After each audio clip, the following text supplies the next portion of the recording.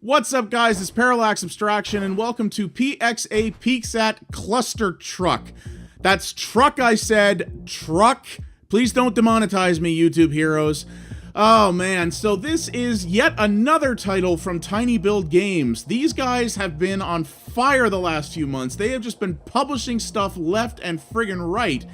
And I requested review code for this purely based on the name, knowing nothing else about it. And, well, this game is real dumb, but in a pretty good way.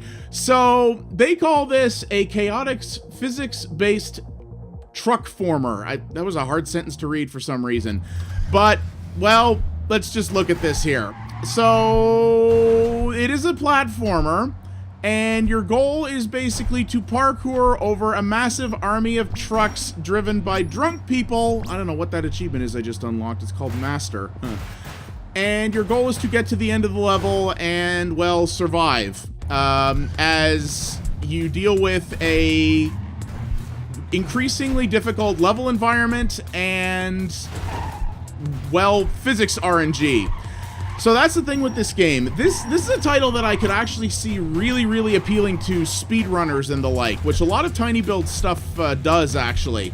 Because there actually is a lot of RNG in this game. So all of these trucks have physics, and their movements, they all have sort of basic AI functions programmed into them so that they will attempt to follow a certain route, but it's kind of never the same thing twice. They will basically try to go where they're aiming to go, but the physics will often get in the way of that, and weird, hilarious things will happen sometimes. Things will break in different ways. Trucks will veer off in wrong directions. They'll explode occasionally, all sorts of other things like that. And a lot of the time, you won't necessarily get the same result twice. It's kind of interesting how they did it, because this is a really hard game to play and talk over, by the way. It's kind of interesting how they did it, because the trucks always seem to manage to reach the goal. Like, I have never, in the time I've been playing this game, I have never run into a situation where I couldn't get to the end of the level because the physics totally screwed something up and the trucks couldn't make it to the goal. I've had situations where the trucks have taken longer than originally expected to make it to the end of a level, but they always do manage to somehow. So they sort of manage to figure that into this, even though this is a game principally based around chaos. Now, some people, because this is a score attack game, as you're seeing here, some people might have a bit of an issue with that, just for the fact that because there's RNG, it makes things potentially less competitive. But I find it kind of balances that in some ways, because you may have seen there before in one of my previous runs that I was getting some trick bonuses. So there's bonus points that you can get for hang time in the air, for getting close calls where you basically nearly die but don't, and basically you die if you ever touch the ground or anything that isn't a truck, as you've probably been seeing here. So there's bonuses for a bunch of different things, and a lot of the times, if you're in a level where the trucks are doing something weird and you're maybe not getting the optimal path to the end of the level, it's not necessarily the end of the world, because a lot of the time in those situations you'll be able to do things that give you whoa! See, that was a random thing.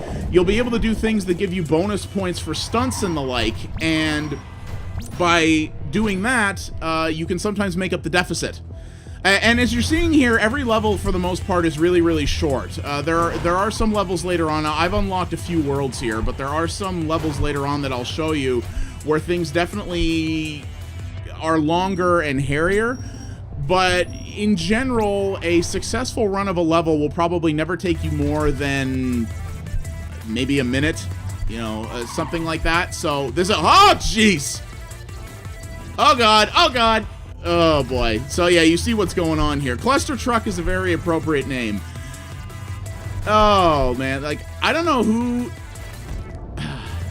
who's driving these trucks, but they are on meth or something. Holy crap.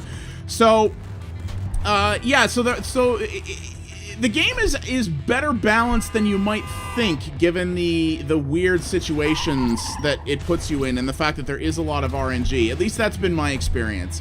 So it does have leaderboards for every level, as you saw there. You can get points, but I believe the leaderboards are principally graded on time.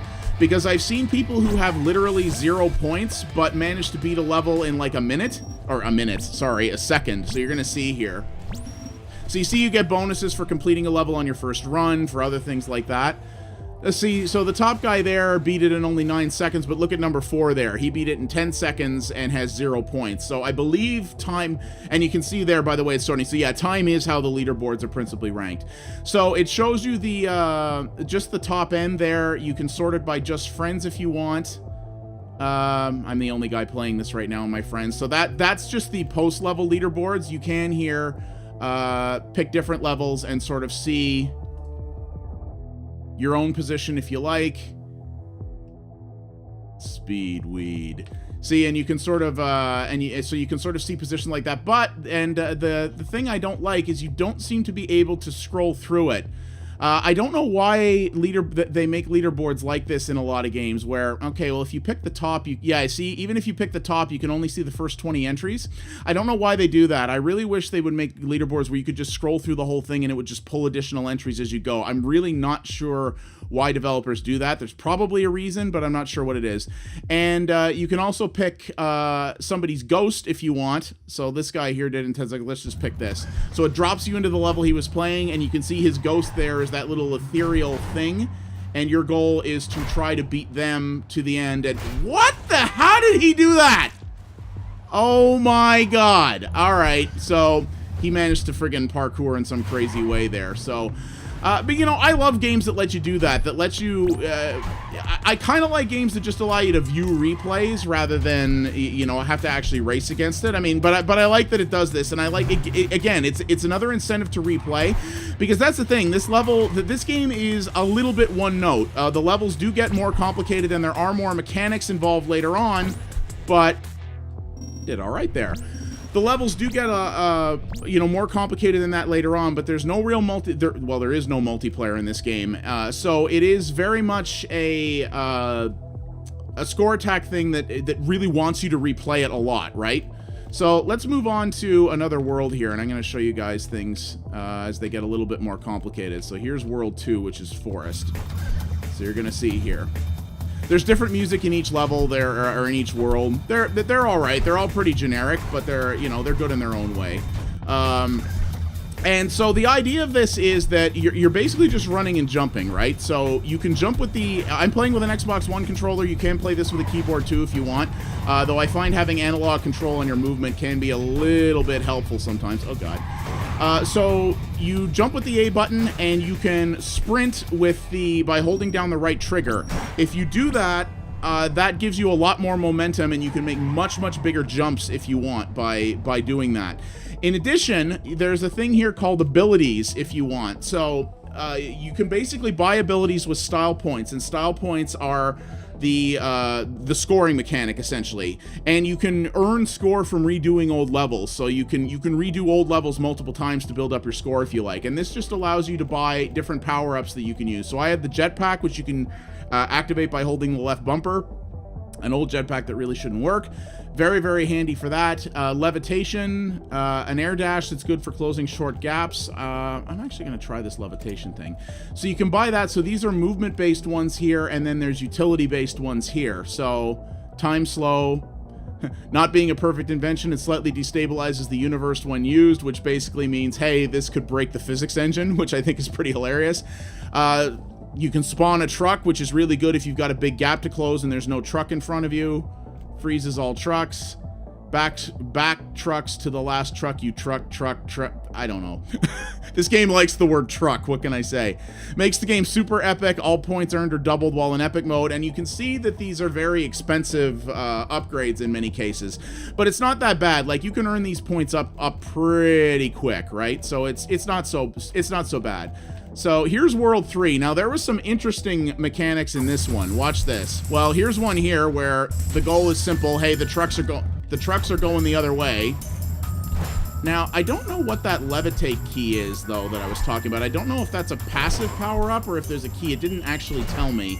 When I bought the jetpack, it actually popped up a tooltip where it was like, yo, here's how you use the jetpack. But so I'm not sure if the levitation is an automatic thing or if it's...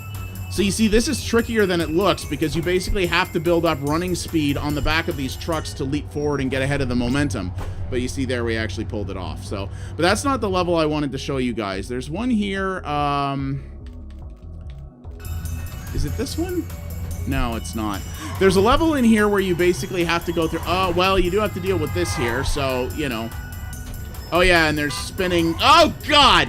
So, yeah. There's levels in here where you have to do, where the heck is it? Whoops, sorry. One thing I don't like is the menus do not control very well with the control pad. I find they're very finicky. I'm not a biggest fan of that. So here's one where you've got to jump over multiple logs. This one's actually way tougher than it looks because again, this is a physics platformer, so there's momentum you have to contend with, and damn it, and timing. So let's go level select.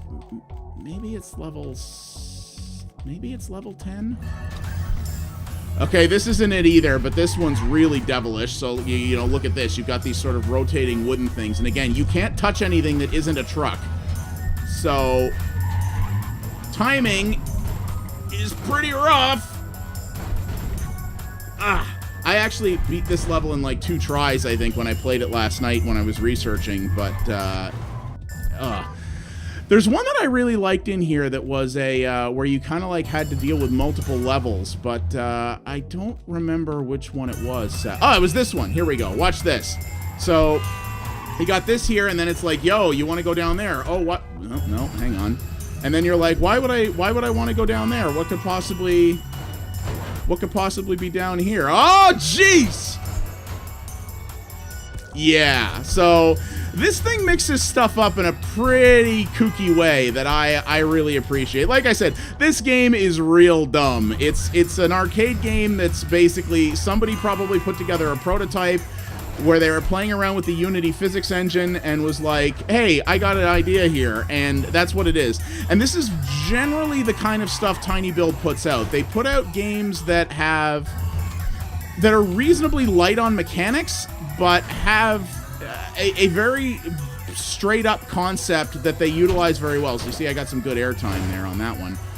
And that's kind of their shtick is, oh God, no, that didn't work out at all. So you see how this earns its title quite well. And that's kind of their main shtick is taking simple concepts and doing, interesting stuff like this with them that are really focused on fun. And, not all of their games have been a hit with me. I didn't really like Punch Club. The Last Station looked interesting, but seemed a little, I don't know, didn't really seem that interesting to me. And don't get me wrong, this is a pretty one-note game. It does mix stuff up fairly well in terms of level variety in that, but the core concept of this is pretty much the same thing, and there's really not the, oh, wow, I can't believe I pulled that off! Oh, that was really good! Woohoo! See what I mean, though? You just get that when you pull one of these crazy things off, you're just like, yeah, that was awesome! And this is just good, dumb fun. And I think some people, yeah. So here's where I am right now. You want to see some crazy things? Oh, just you wait. What? Yeah. Oh, you thought those lasers were background? Nah, son. These things just kill you. Yeah. This took me a while to figure out.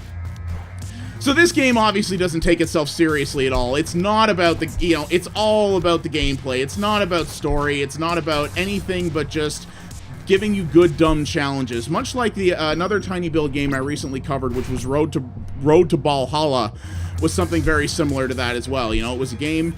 So here's a different thing here where you can see you've got barriers here that are on a timer. You got to get through them before they turn on, or you're going to get lasered to death. So you got a motor. Most of the early levels in these worlds are usually about introducing a new mechanic, so most of the early levels are usually pretty straightforward, but it ramps up very quickly after that. I haven't pointed out either that there are 9 worlds and 90 levels in this game. So to say that this game is not lacking in level count or variety, needless to say. So I actually haven't played this game very long because I didn't have to do a lot of research in this game to form my first impressions of it and understand what it was about. But it's, I spent it's probably taken me about 90 minutes to 2 hours to get to this oh god, that's rough. Probably taken me about 90 minutes to 2 hours to get to this point, and I'm on world 4 of 9. So that gives you a good idea there. There's actually quite a bit of playtime in this, and I imagine the later worlds will take forever to get through. Like, I'm sure there's quite a number of hours in here. So, you know, if the like I said, it's a little one note, but it expands on that note in some interesting ways. And if the core mechanic is not something, like if the basic idea is not something you see yourself getting bored with after a period of time, then you'd probably quite enjoy this for $15, which is what it goes for. So, you know, in addition to that, I probably won't show it too much here because this just came out, so there isn't much for it right now. But on PC, this game does have full Steam Workshop support, so there is a level editor in it, which it seems to be another big focus of tinyBuild titles, is they like games that allow that type of thing. So I'll show you the editor real quick here. So yeah, this is it here. I haven't screwed with this at all, but yeah, you can make your own levels in this, which is pretty friggin' awesome. I think that's pretty great. So you can do that, and you can share them on Steam Workshop. I don't know what we have, if there are any workshop levels out there right now, but let's take a look. I don't know if you can see the Steam overlay right now. I can never remember, but there's a few. You are stuck in a cave that's about to collapse. Here's one. All right. Now, I probably, like most Steam Workshop games, I probably have to back out until it downloads. Yeah, there it is. So, all right. Well, let's check this out. So, yeah, Steam Workshop support with a full level editor. That's pretty good. What in the balls? Oh, God.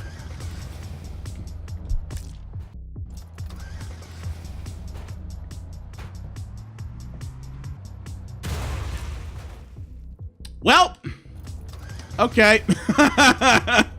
So, I mean, you know, Steam Workshop stuff is always going to be hit and miss, but I presume you have to be able to finish a level to upload it to Steam. I really hope so.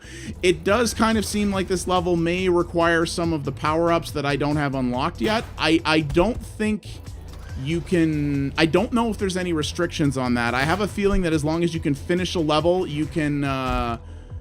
upload it, so they may be able to require certain power-ups. I'm not sure, but it also looks like, based on that last failure I did there, that it is possible to get over there if I time it right. So anyway, you get the idea. So there's additional replayability there. There's free user-created levels, which is a really cool idea. You know, I think that's a really cool concept as well. So there's a what the holy gods on a pogo stick. Oh. So, yeah, so this gets redonk very, very fast, as you can see. But, honestly, this is what fans of this kind of game are going to want, I think. They're going to want challenge. They're going to want it to get weird. They're going to want it to get hilariously stupid. And so this looks like I just have to stay ahead of this laser wall. So, but this looks really cool, doesn't it? I think it's pretty neat. And yeah, so this is a Unity engine game, and people have, you know, heard my various opinions on Unity from a performance perspective. From what? Oh, God. See, this game keeps surprising me, and that, you know, that in and of itself must mean something good, right? Yeah, so as I was saying, this is a Unity game. People have heard my complaints about Unity before with regards to performance. According to the developer, this game actually can run on a very low-end graphics card, i.e. laptop integrated graphics, if you're playing it at 720p. I have not tried that. I do have a laptop that has Intel, I think it's Intel 5000 graphics, that I have not tried. But that's cool, because this could be a really fun laptop game. And I mean, I think it looks I think it looks okay, but it's obviously not a state-of-the-art AAA thing. But it doesn't have to be either. This game is much more about the gameplay than the looks. But I actually think it looks cool. You know, I enjoy the look of it. And the soundtrack, while a little bit generic, does have some. It's very good, high-energy music that serves to motivate you well. You can buy the soundtrack as DLC as well if you want, which is kind of interesting. I didn't get that with my code. So, but yeah, I think this is fun. It's $15. It's on the PC and the PlayStation 4. I haven't played the PS4 version. I would hope it runs fine there. You know, again, I'm not a frame rate snob, but a physics-based platformer like this would really be ideally played at 60 frames a second. So I hope that's what you're able to do on the PS4 as well as the PC. But yeah, this is cool. It sort of seems to be living up to the tinyBuild ethos, like I said, which is take a relatively simple concept and do it really, really well and give people lots of variety within that. And between the sheer number of levels that are in here, the variety of said levels, and the fact that it does have user-created content support, then there's a lot in here for $15. But if you're someone who's easily frustrated, if you're someone who doesn't like playing the same levels over and over again to sort of best your... Oh, shit! Dang it. If you're someone who doesn't like playing the same levels over and over again to sort of best your score and best your time, then you might not like this. You know, if you just want to play a level once and move on, this is probably not going to be for you. This is a game that will require a lot of practice and retrying. But, you know, it's easy to do. You know, there's no loads. There's basically no loading times in this game whatsoever except for the initial start. So you finish a level, you hit a button, it takes you right back to the beginning, which is a key thing. I think that's very important in games like this. If you had to wait for a load, even if it was a second or two in between attempts, that would turn a lot of people off very quick. But the developers of this clearly understood that and made it so that you don't require...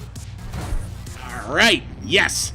So that you don't require anything more than a button press, and boom, you're right back at the start. So, very good thing.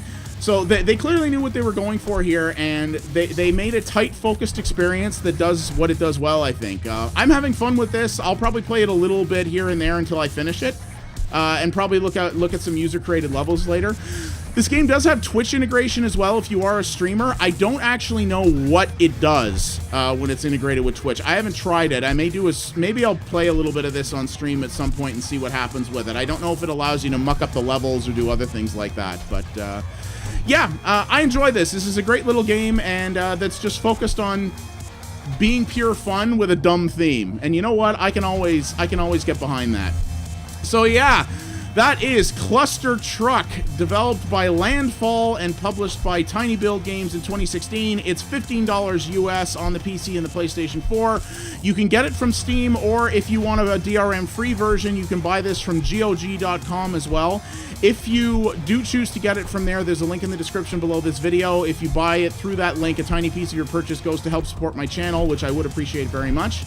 But yeah, this is a good game, and I'm going to play some more of it. Thanks for watching, guys. I'll see you next time.